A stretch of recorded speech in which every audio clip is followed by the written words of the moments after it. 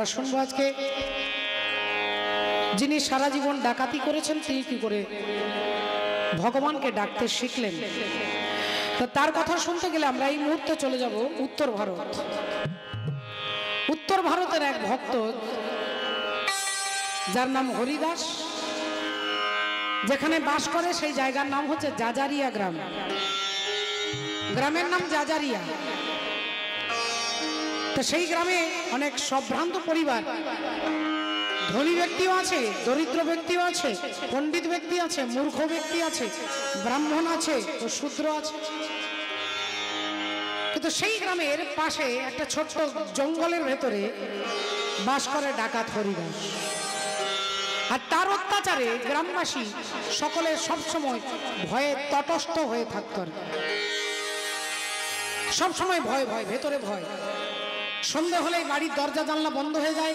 সন্ধে হলে লোকজন আর রাস্তায় হাঁটা চলা করে না। সন্ধেবেলায় যত রাত্রি বাড়ে তত আতঙ্ক বাড়ে।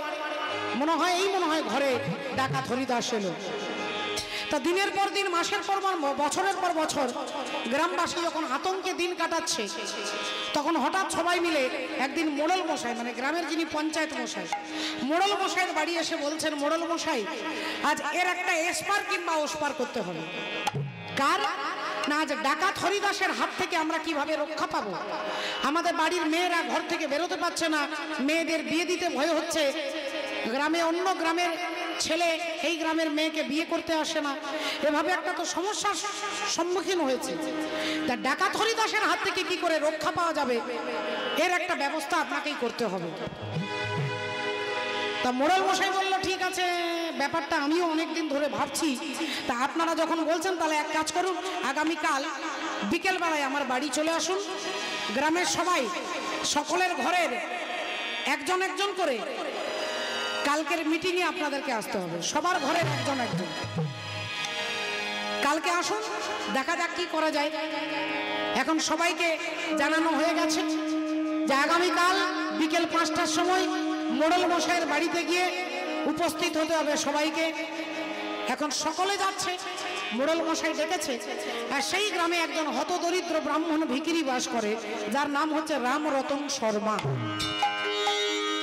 তার রামরতন শর্মা তার বাড়িতে, তার তো চুরির আর ভয় নেই। ঘরে টাকা পয়সা থাকলে চুরি হওয়ার ভয়, যার কিছু নেই তার চুরি হওয়ার ভয়ও নেই। তা রামরতন শর্মা বাড়িতে তার একটা 14 বছরের মেয়ে আছে মাধবী, আর স্ত্রী, আর তার রামরতন শর্মা, এই 3 জন।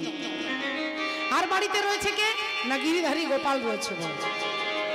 পুজো পাঠ করে, গ্রামে গ্রামে পুজো করে, ভিক্ষে করে, এনে যা পায় গিরিধারী গোপালের ভোগ নিবেদন করে, প্রসাদ সেবা করে। এখন মাধবী এসে ছুটতে ছুটতে এসেছে, বাবা, ও বাবা। কিরে মা, কি হয়েছে? বাবা, আজকের বিকেল 5টার সময় মোড়ল মশাইয়ের বাড়ি যেতে হবে। কেন রে মা? না, মোড়ল মশাই ডেকেছে, একটা আলোচনা হবে। বলল, আমি আর গিয়ে কি করবো রে মা, আমার তো কিছু বলারও নেই আর কিছু করারও নেই। বলো, না বাবা, মোড়ল মশাই ডেকেছে যখন, তার সম্মান রক্ষা করতে তোমাকে যেতে হবে। তা বললো, সে না হয় ভালো, কিন্তু গিরিধারী গোপালের আরতি কীর্তন কে করবে? মেয়ে বলল, বাবা তোমার কোনো চিন্তা নেই, আজকে আমি করে দেবো, আজকে আমি করে দেবো, আমি রাত্রের ভোগ লাগিয়ে দেবো, তুমি চলে যাবো। তা বিকেলবেলায় রামরতন শর্মা হাতে একটা লাঠি নিয়েছে, একটা হেরাকিন হাতে নিয়েছে, কাঁধে একটা গামছা নিয়ে, আর মোড়ল মশাইয়ের বাড়ি যাচ্ছে। আর এদিকে সন্ধ্যেবেলা আলোচনা সভা বসে গেছে। মোড়ল মশাই একটা উঁচু আসনে বসেছে, সবাই আপনাদের মতো নিচে বসেছে। এখন আলোচনা সভা হচ্ছে কি না, ডাকাত হরিদাসের হাত থেকে কিভাবে রক্ষা পাওয়া যায়। তো ভয়ে সবাই মুখ আর কেউ খুলছে না। মোড়ল মশাই বলছে, আপনাদের কোনো ভয় নেই, আমার লোকজন সব চারিদিকে পাহারা দিচ্ছে, চারিদিকে পাহারা দিচ্ছে, আপনাদের কোনো ভয় নেই। আজকে আপনারা বলুন কি করলে আমরা ডাকাতের হাত থেকে উদ্ধার পাবো?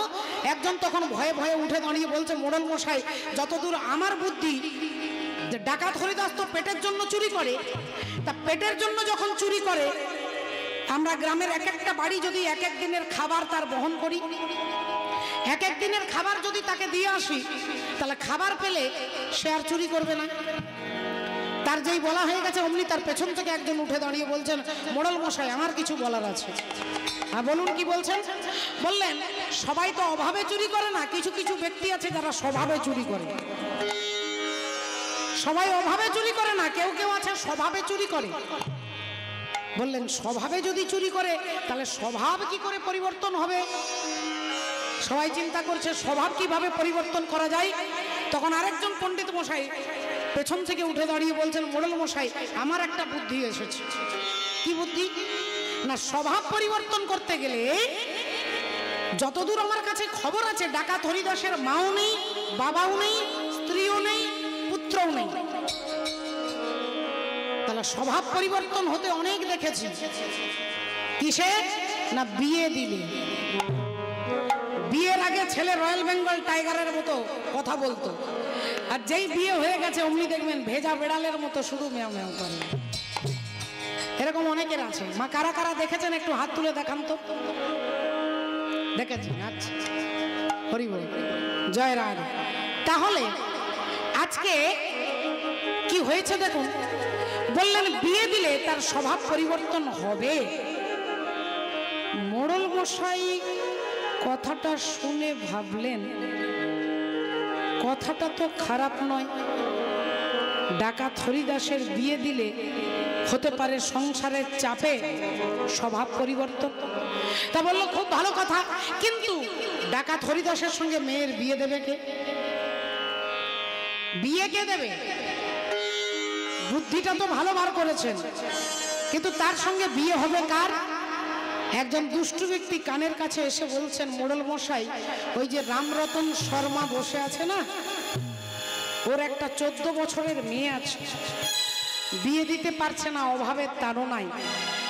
ওর মেয়ের সঙ্গে যদি ডাকাতের বিয়ে দেওয়া যায়। সঙ্গে সঙ্গে মোড়ল মশাই বলছে, খুব ভালো, খুব ভালো, খুব ভালো। এই যে রামরতন বাবু এদিকে আসুন। বৃদ্ধ রামরতন শর্মা কাঁপতে কাঁপতে মোড়ল মশাইয়ের কাছে দাঁড়িয়েছে। হুজুর কিছু বলছে। শুনুন, আপনার বাড়িতে কে কে আছে? না, আমার স্ত্রী আর আমার কন্যা আছে। আপনার মেয়ের এখনো বিয়ে দিতে পারেননি?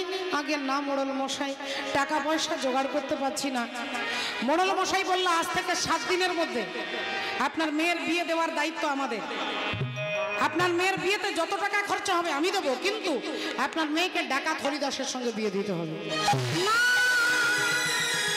বলো না,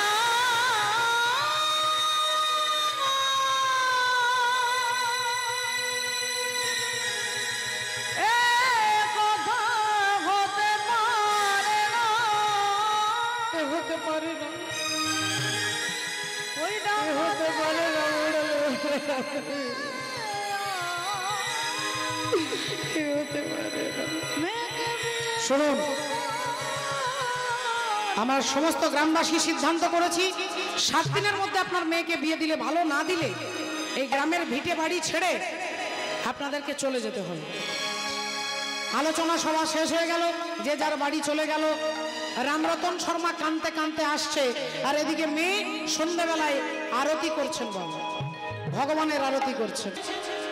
আরতি বিশ্রাম হয়েছে, রামরতন শর্মা বাড়ি এসে বিছানায় শুয়ে পড়েছে। মেয়ে বললে, হ্যাঁ গো বাবা, প্রসাদ পাবে না? রামরতন শর্মা বলছে, ওরে আজকে আমার শরীরটা ভালো নেই রে মা, তোরা দুজনে প্রসাদ পেয়ে নে যা। মেয়ে বুঝতে পারলো না বাবার কি হয়েছে, ভাবলো শরীর হয়তো হতে পারে খারাপ। তা মা মেয়েতে প্রসাদ পেল। সারা রাত্রি রামরতন শর্মা এপাশ ওপাশ করছে আর কাঁদছে। এদিকে নিশি প্রভাত হয়ে গেল, সকাল হয়ে গেল, বাবা আর উঠছে না। মেয়ে ভোরবেলায় ঘুম থেকে উঠে দেখছে বাবা এখনো ঘুমোচ্ছে। তা মেয়ে চুপি চুপি এসে বাবার কাছে ডাকছে, ও বাবা, বাবা শুনছো? ও বাবা, এই দেখো বাবা, তুমি কোনোদিন এত বেলা পর্যন্ত ঘুমোও না, কি হয়েছে বলো না? একই বাবা, তোমার চোখগুলো লাল লাল হয়ে গেছে কেন? চোখগুলো ফুলে গেছে, লাল লাল হয়ে গেছে। রামরতন শর্মা নিজেকে স্থির রাখতে পারলেন না, হাউ হাউ করে কেঁদে ফেললেন। মেয়ে বলল, বাবা সত্যি করে বলো বাবা, কি হয়েছে তোমার? ওরে মা, কালকে যে গিয়েছিলাম মোড়ল মশাইয়ের কাছে, সমস্ত গ্রামবাসী সিদ্ধান্ত করেছে যে আগামী 7 দিনের মধ্যে তোর সঙ্গে ডাকাত হরিদাসের বিয়ে দিতে হবে। চিৎকার করে উঠলেন রামরতন শর্মা স্ত্রী, চিৎকার করে বলে উঠলেন, কি বলছো তুমি? আর তুমি সেই কথা শুনে বাড়ি চলে এলে, তুমি কিছু বলতে পারলে না?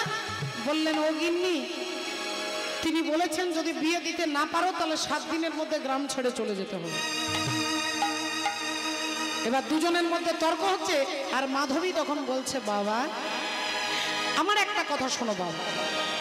আচ্ছা বাবা তুমি বলো তো, ভক্ত প্রহ্লাদের কি কষ্ট কম হয়েছিল? প্রহ্লাদকে কত অকথ্য অত্যাচার করছে, পাহাড় থেকে ফেলে দিচ্ছে, হাতির পায়ের তলায় ফেলে দিচ্ছে, উত্তপ্ত তেলের মধ্যে ফেলে দিচ্ছে, তথাপিও এত কষ্ট করেছে শুধু কিসের জন্য? না, অসুর কুলকে সে উদ্ধার করবেন বলে। বাবা গোটা গ্রামের যদি কল্যাণ হয়, আমার সঙ্গে ডাকাত হরিদাসের বিয়ে হলে তুমি আমার সঙ্গে ডাকাত হরিদাসের বিয়ের ব্যবস্থা করো বাবা। আমি তোমাকে বলছি, আমার জন্য আর 5টা মেয়ে যদি সুখে স্বাচ্ছন্দ্যে থাকতে পারে, তুমি আমাকে ডাকাতের সঙ্গেই বিয়ে দাও বাবা। এই বুড়ো বয়সে তোমরা গ্রাম ছেড়ে কোথায় যাবে গো বাবা? অগত্যা গ্রামবাসীর চাপে পড়ে, পরিস্থিতির চাপে পড়ে রামরতন শর্মা রাজি হলেন মেয়ের সঙ্গে ডাকাতের বিয়ে দেবে। কিন্তু যার বিয়ে তার মনে নেই, আর পাড়া পড়শির ঘুম নেই। এখন ডাকাত হরিদাসের সঙ্গে যে বিয়ে দেবে, ডাকাতই জানলো না যে তার বিয়ে। 1 দিন গেল, 2 দিন গেল, 5 দিন গেল, 6 দিনের দিনে রামরতন শর্মা দুপুর বেলায় ডাকাত হরিদাসের বাড়ি আসছে, আর ডাকাত হরিদাস দিব্যি খেয়ে দিয়ে ঘুমোচ্ছে। সন্ধে হলে তাকে চুরি করতে যেতে হবে, তা সারাদিন সে নাক ডেকে ঘুমোয়, আর সন্ধ্যাবেলা থেকে সে চুরি করতে বেরিয়ে যায়। এখন ঠিক দুপুরবেলা ডাকাত হরিদাস খাওয়া দাওয়া সেরে আর তিনি ঘুমোচ্ছে, আর এমন সময় রামরতন শর্মা দরজা ঠক ঠক করছে। কে আছেন? বাড়িতে আছেন? ডাকাত মনে মনে চিন্তা করছে, আমার বাড়িতে একটা কুকুর বেড়াল পর্যন্ত আসে না, আর আমার দরজা ঠক ঠক করছে, কে? ভয়ে রামরতন শর্মা চমকে উঠেছে। আগে বাবা, আমি বাবা, আমি। দরজাটা যেই খুলেছে অমনি দেখছেন বৃদ্ধ ব্রাহ্মণ দাঁড়িয়ে আছে। কি ব্যাপার, কি হয়েছে? আগে বাবা, আমি তোমার কাছে বড় বিপদে পড়ে এসেছি বাবা। কি বিপদ? কিসের বিপদ বলুন না বাবা। আমার মেয়ের বিয়ের জন্য। ও, আপনার মেয়ের বিয়ের জন্য এসেছেন? তা আপনার মেয়ের বিয়েতে কিছু টাকা পয়সা লাগবে, এই তো? তা কত টাকা লাগবে আপনি আমাকে বলুন, আজ রাত্রে চুরি করে কালকে আপনাকে পেমেন্ট দিয়ে দেবো, চিন্তা নেই। আজকে রাত্রে চুরি করব, কালকে আপনি পেয়ে যাবেন। কত টাকা লাগবে বলুন? রামরতন শর্মা বলেন, না বাবা, আমি পয়সার জন্য বলছি না। ও, তাহলে গয়নাগাটির জন্য বলছেন তো? সেটাও আজ রাত্রে গয়না চুরি করে আপনাকে দিয়ে দেবো। বলুন ক ভরি গয়না লাগবে? আগে বাবা, আগে আমার কথাটা শোনো বাবা। আমি টাকাও চাই না, গয়নাগাটিও চাই না, কিচ্ছু চাই না। তাহলে মেয়ের বিয়ে দেবেন কি জন্য? কি চাইতে এসেছেন আমার কাছে? না বাবা, আমার মেয়েকে তোমাকে বিয়ে করতে হবে। ডাকাত হরিদাস বলে, এই যে আমাকে চেনো? আমার নাম জানো? আগে হ্যাঁ বাবা। কি নাম আমার? কি নাম? আগে বাবা তোমার নাম ডাকাত হরিদাস। আরে এ তো খুব ভালো করে জানে যে আমি ডাকাত হরিদাস। তা তুমি ডাকাত হরিদাস জেনো তোমার মেয়েকে আমার সঙ্গে বিয়ে দেবে? আগে হ্যাঁ বাবা, এছাড়া আর কোনো উপায় নেই। ডাকাত মনে মনে ভাবছে, আচ্ছা আমি নিজের পায়ে নিজে কুড়ুল মারছি কেন? পূজার অফার দেয়, দুর্গা পূজার অফার, চৈত্র মাসে সেল দেয়, 500 টাকার কাপড় 200 টাকায় দোকানে দোকানে দিলে, তা সেখানে যদি সেল দেয়, তাহলে আজকে আমার জীবনে সেল দিতে আসছে। আমাকেই রান্না করতে হয়, আমাকেই বাসন মাজতে হয়, আমাকেই জল আনতে হয়, আমাকেই কাপড় কাচতে হয়। তাহলে আমার যদি অফারটা এসেছে, আমি নিজের পায়ে নিজে কুড়োল মারবো কেন? বিয়ে যখন করতে বলছে, তাহলে তো বিয়ে করলে সমস্ত কাজ আমার স্ত্রী করে দেবে, আর আমি সারাদিন বিশ্রাম করব, আর সন্ধ্যে থেকে আরো ভালো করে চুরি করতে পারবো। এবার মায়েরা আপনারা বলুন, তার বিয়ে কেন দিচ্ছে গ্রামবাসী? যাতে স্বভাবটা পরিবর্তন হয়। আর ইনি ভাবছে যে কি করলে আরো ভালো করে চুরি করা যেতে পারে। হরি তা ভক্তিমতী মায়েরা যেই বলেছে, বলো ঠিক আছে তাহলে শোনো, কবে বিয়ে করতে হবে? না বাবা এই আগামীকাল। না কালকে এক কাজ করো, তোমার মেয়েকে আমার বাড়ি পৌঁছে দিয়েছে। আমি কিন্তু বিয়ে করতে যেতে পারবো না, তোমার মেয়েকে আমার বাড়ি ডেকে দিতে হবে। তাহলে কেন বাবা? না আমি বিয়ে করতে যাবো, আর তুমি যে পুলিশ বাবাজিকে ডেকে রাখবে না তার গ্যারান্টি কি আছে? তাই আমি বিয়ে করতে যেতে পারবো না, তোমার মেয়েকে আমার বাড়ি পৌঁছে দেবে। তবে হ্যাঁ, ওসব গয়নাগাটি টাকা পয়সা কিছু লাগবে না, একটা কাপড় পরিয়ে তোমার মেয়েকে আমার বাড়ি পাঠিয়ে দিও। বেশ ভালো কথা। রামরতন শর্মা মনের দুঃখে বাড়ি এলেন। গ্রামবাসী জানতে পারলো যে মাধবীর সঙ্গে ডাকাত হরিদাসের বিয়ের সমস্ত পাকা ব্যবস্থা হয়ে গেছে। পরের দিন সবাই এসেছে, রাধে রাধে। মাধবীর বিয়ে হচ্ছে, পাড়া প্রতিবেশী যা পারলো সবাই সাহায্য করলেন, মাধবীর বিয়ে হয়ে গেল। বিয়ের ব্যবস্থা, মেয়েকে নিয়ে বাবা নিয়ে যাচ্ছে, মেয়েকে ডাকাতের ঘরে রেখে দিয়ে আসতে হবে। তা মেয়ে যখন চলে যাচ্ছে, বাবার কাছে দাঁড়িয়েছে প্রণাম করবার জন্য।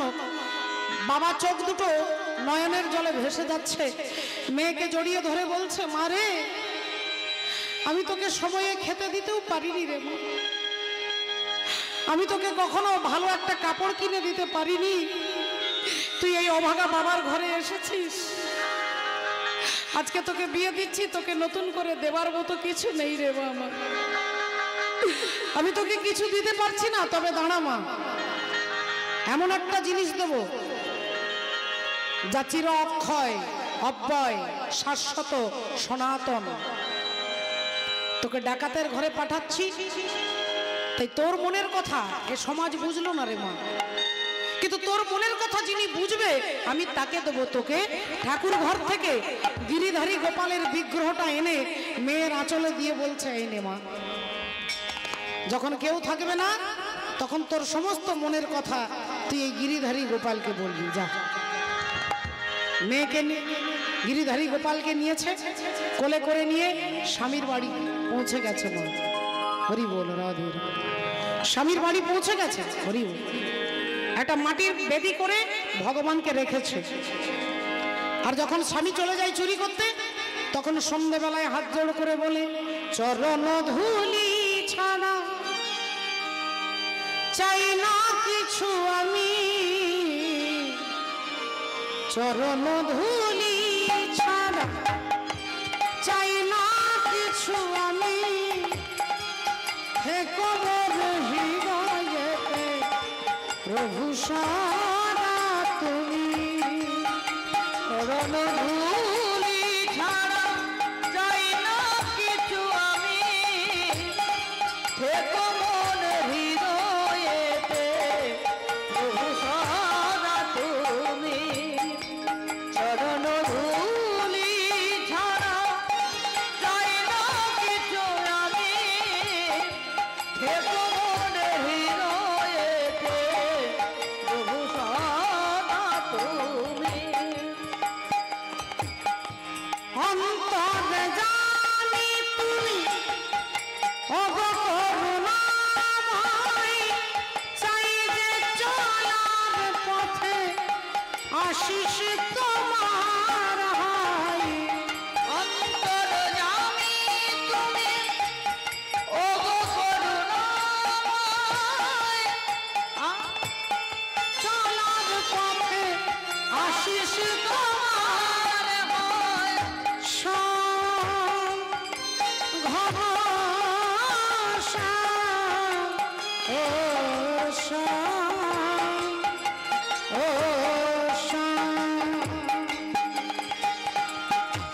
অগভীর গতি তুমি অন্তর জানি, থেকো মোর হৃদয়েতে প্রভু সদা তুমি, চরণ ধুলি ছাড়া চাই না কিছু আমি, থেকো মোর হৃদয়েতে প্রভু সদা তুমি, চরণ ধুলি ছাড়া চাই না কিছু আমি, থেকো মোর হৃদয়েতে প্রভু সদা তুমি।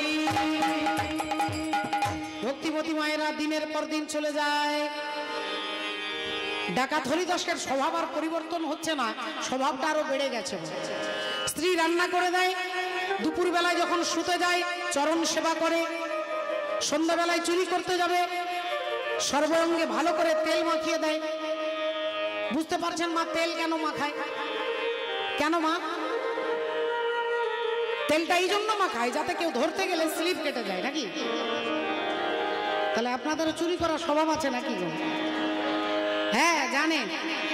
স্ত্রী স্বামীকে তেল মাখিয়ে দেয়, এবার স্বামী যখন বেরিয়ে যায় তখন জগৎ স্বামীর কাছে কাঁদে, আর জগৎ স্বামীকে হাত জোড় করে বলে, প্রভু তুমি আমার স্বামীর চরিত্র পরিবর্তন করে দাও। আমার স্বামী কত অপরাধ করছে, কত পাপ করছে, তুমি আমার স্বামীর চরিত্র পরিবর্তন করে দাও হে জগতের স্বামী। আহা রাধে রাধে। দেখুন এটা হচ্ছে সতী নারীর ধর্ম। সতী নারী কাকে বলে মা? না, স্বামী কিছু চাইবার আগেই স্ত্রী বুঝে যাবে, তাকে বলে ধর্মপত্নী। ধর্মপত্নী কাকে বলে? স্বামী কিছু বলবার আগে স্ত্রী বুঝে যাচ্ছে, তাকে বলা হয় পত্নী।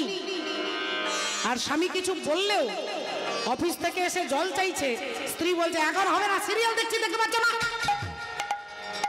মা তাকে আর পত্নী বলছে না মা, তখন তাকে পেতনি যোগ করে দিচ্ছেন। রাধে। একজন পত্নী পতিকে পতন থেকে উদ্ধার করে, আমি বলছি না, শাস্ত্র বলছে।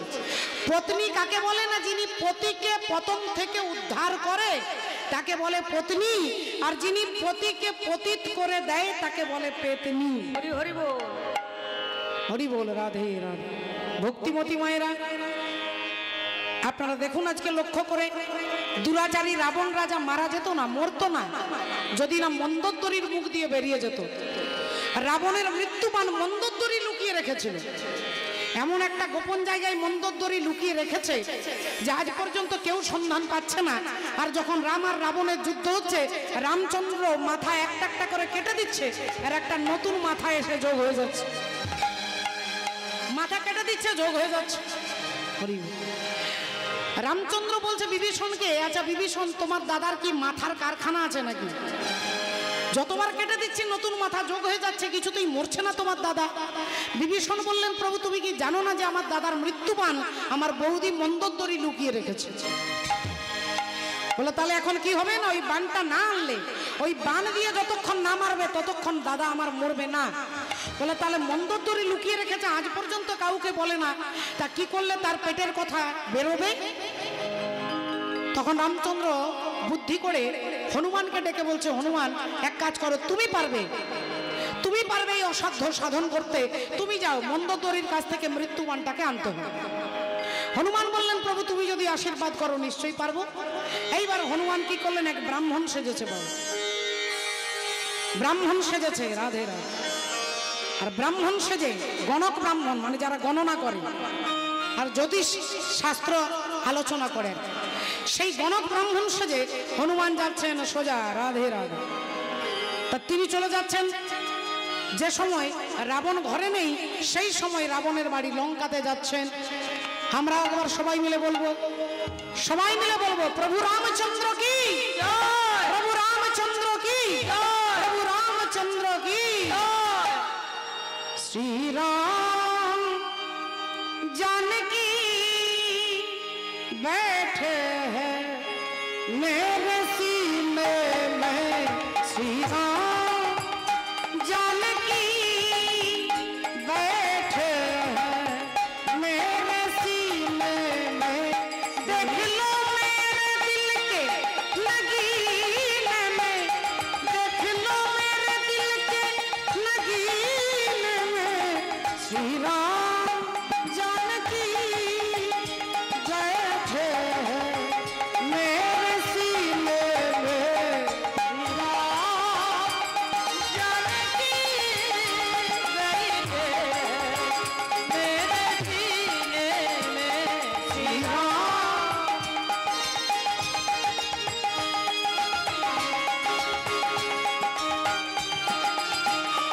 मुझको कीर्ति न वैभव न जस चाहिए, राम के नाम का मुझको रस चाहिए।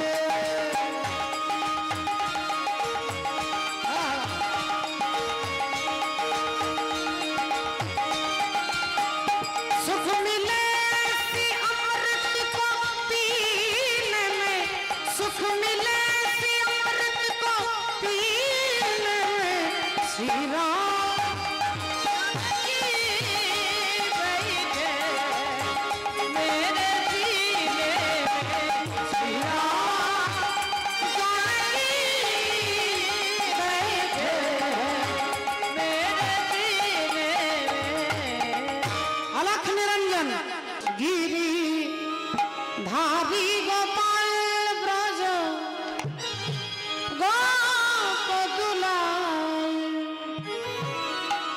অপরূপ লীলা তব তরুণ তোমা